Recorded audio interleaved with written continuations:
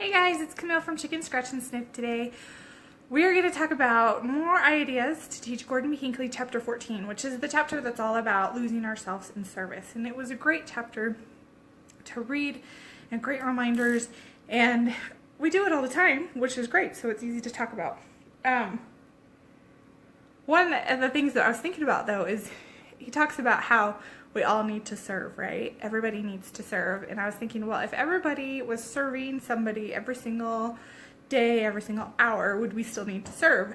Absolutely. There's always some kind of need to fill, and we can always help each other out because we're not perfect. We're imperfect beings, and so we can't do it all by ourselves. So there's always going to be somebody to serve. And the great thing about service, and I think this was mentioned a lot with the I Was a Stranger's in the Relief Society broadcast a while back, about how there's opportunities just across the street. We don't have to go across the world in order to help people. So keep those eyes peeled. One of the first ideas I had, you know what, let me move this down just a little bit. Sorry guys, my tripod broke, and so I'm trying to improvise with lots of books. So one of the ideas that I had was, talks about how service helps us understand who our true selves are and gives us kind of different perspectives. And in life, let's pretend this is us, we have lots of burdens, and they're serious stuff, and they shouldn't, they're serious, okay? And so sometimes they feel like this type of thing where it's so big, it's the only thing that we can see, and it completely overwhelms our lives. However, when we serve, it actually shines the light on our problems so that we can see them for what they really are, which is really something more like this. Because they're absolutely burdens, and we actually have to deal with them, but they're a lot more feasible when we see them with new eyes, and service gives us that different perspective, and it also helps give us that help from the Lord that we often need as well. And so it makes those things not so crazy, okay?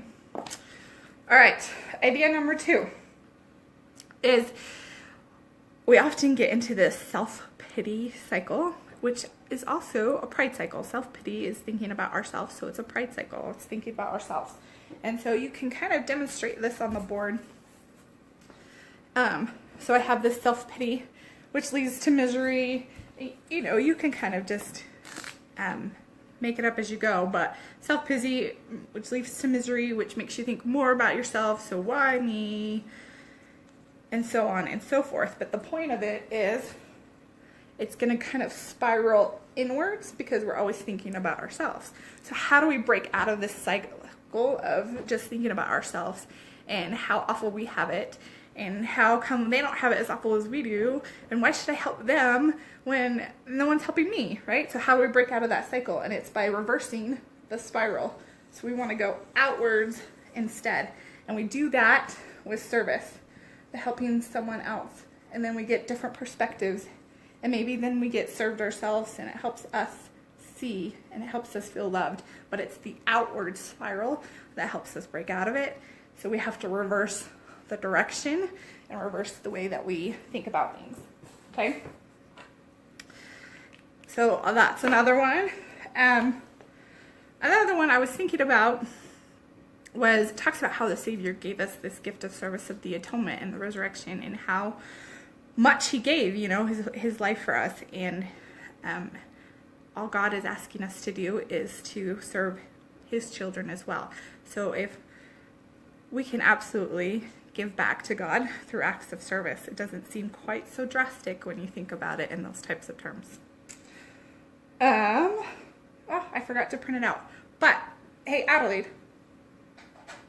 go bring me one of those charts up there really fast,